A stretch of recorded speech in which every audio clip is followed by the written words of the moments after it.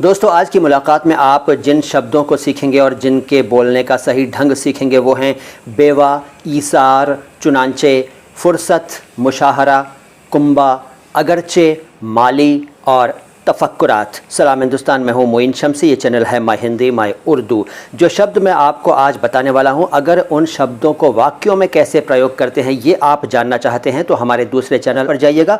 वहाँ पर हमने मुंशी प्रेमचंद की एक कहानी बेवा का ईसार डाली हुई है। उसका पहला पार्ट सुनिएगा। उस पहले पार्ट में ये सभी शब्द आए हैं जो मैं आज एक्सप्लेन कर रहा हूँ। तो पहला शब्द है बेवा। कई लोग जानते होंगे लेकिन फिर भी बताता हूँ। बेवा शब्द जो है वो फ़ारसी भाषा से उर्दू में आया। इसका अर्थ है विधवा, विडो। और इसके बाद ईसार। ईसार अरबी भाषा से उर्दू में आया। इसका अर्थ होता है दूसरे के फ़ायदे के लिए अपना फ़ायदा छोड़ देना, ईसार। इसके बाद चुनांचे। चुनांचे या चुनांचे दोनों ही तरह से इसको बोला जाता है। चुनांचे मान लीजिए, चुनांचे फ़ारसी भाषा से उर्दू में आया। इसका मतलब है इसलिए, परिणाम स्वरूप, फल स्वरूप, नतीजतन, इसके नतीजे में वगैरह, चुनांचे। इसके बाद फुर्सत। कई लोग जानते होंगे लेकिन फिर भी बताता हूँ कि फ़ुर्सत अरबी भाषा से उर्दू में आया। इसका अर्थ है छुट्टी, अवकाश, छुटकारा, मुक्ति, आज़ादी। फुर्सत, फुर्सत नहीं, फुर्सत। देखिए फ़ इस तरह बोलते हैं, फ़ फ फ फ फुर्सत। फुर्सत के बाद मुशाहरा। मुशायरा नहीं है ये, मुशायरा दूसरा होता है जहाँ शेर व शायरी होती है। ये है मुशाहरा।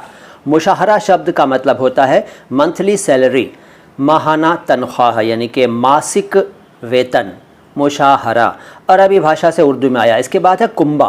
कुंबा शब्द वैसे कई लोग कुनबा के नाम से जानते हैं। कुनबा नहीं है, कुंबा है। कुंबा का अर्थ होता है परिवार, फैमिली, कुंबा। इसके बाद अगरचे। अगरचे फ़ारसी भाषा से उर्दू में आया। इसका अर्थ होता है हालांकि, यद्यपि, अगरचे।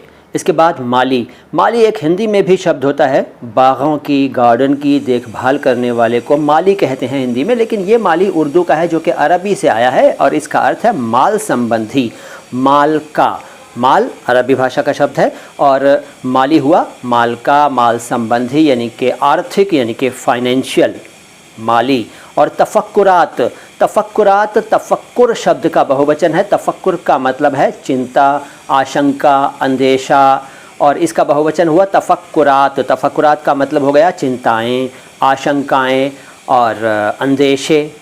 ठीक है, तफक्कुरात और तफक्कुर अरबी भाषा के शब्द हैं। तो मुझे यकीन है कि आज भी आपकी जानकारी बढ़ी होगी। अगर आप किसी शब्द का अर्थ या उसको बोलने का सही तरीका जानना चाहते हैं या कुछ और जानना चाहते हैं उर्दू या हिंदी के बारे में, तो कमेंट बॉक्स में अपना सवाल लिख दीजिए। मैं जवाब देने की पूरी कोशिश करूंगा। आता हूं बहुत जल्द लेकर आपके लिए और भी अच्छा वीडियो। लेकिन जाने से पहले ये बता दूं एक बार फिर से कि ये शब्द जो मैंने आज आपको बताए, इन शब्दों का अगर आप सेंटेंसेस में इस्तेमाल जानना चाहते हैं, देखना चाहते हैं, तो हमारे दूसरे चैनल पर जाइए। वहाँ मुंशी प्रेमचंद की कहानी बेवा का ईसार का पहला हिस्सा सुनिए। सलाम हिंदुस्तान।